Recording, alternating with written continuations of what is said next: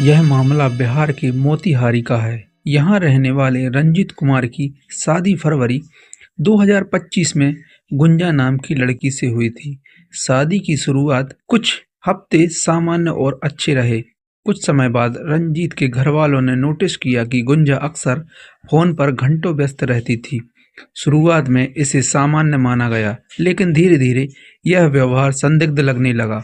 रंजीत जब काम के सिलसिले में बाहर रहता, तब भी गुंजा फोन पर व्यस्त रहती थी। फोन का पासवर्ड साझा न करना और फोन चेक करने से इनकार करना घर में तनाव की वजह बन गया। 3 जुलाई 2025 की रात करीब 12:30 बजे रंजीत की नींद खुली तो गुंजा घर में मौजूद नहीं थी। परिवार ने आसपास और पड़ोस में तलाश की, लेकिन कोई सुराग नहीं मिला। पास लगे सीसीटीवी कैमरे की फुटेज में गुंजा रात 12:07 पर अकेले गली से निकलती हुई दिखाई दी।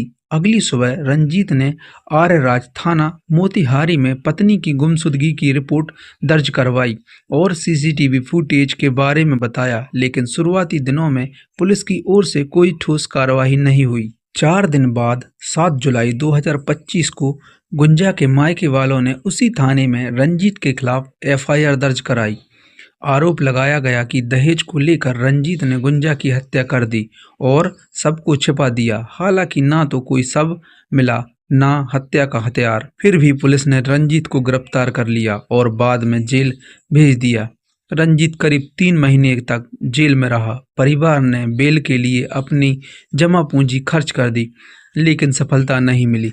चार्जशीट दाखिल की गई, जबकि मामले में कोई प्रत्यक्ष भौतिक सबूत मौजूद नहीं था। इसी बीच जानकारी मिली कि गुंजा नोएडा में जीवित पाई गई। इसके बाद यह साफ हुआ कि वह घर से अपनी मर्जी से गई थी। इस खुलासे ने पूरे मामले पर गंभीर सवाल खड़े कर दिए, खासकर पुलिस की जांच और गिरफ्तारी प्रक्रिया को लेकर। यह केस एक निर्दोष व्यक्ति के जेल जाने, सिस्टम की लापरवाही और बिना पुख्ता सबूत की कार्रवाई का उदाहरण बन गया। इस पूरे मामले का सबसे दर्दनाक सच यह है कि जिस अपराध की कोई लाश नहीं थी, कोई हथियार नहीं था और कोई ठोस सबूत नहीं था, उसी अपराध के लिए एक निर्दोष इंसान को महीनों तक जेल में रखा गया।